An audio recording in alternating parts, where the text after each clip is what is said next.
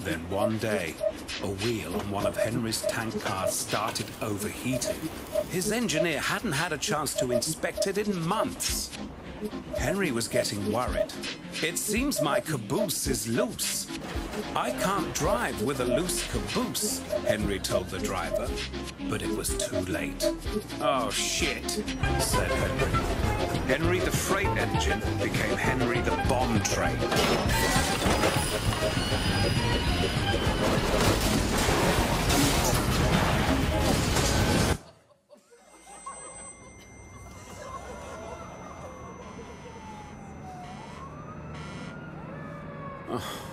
Ah, well, thought Henry. It could be worse. At least my tankers didn't...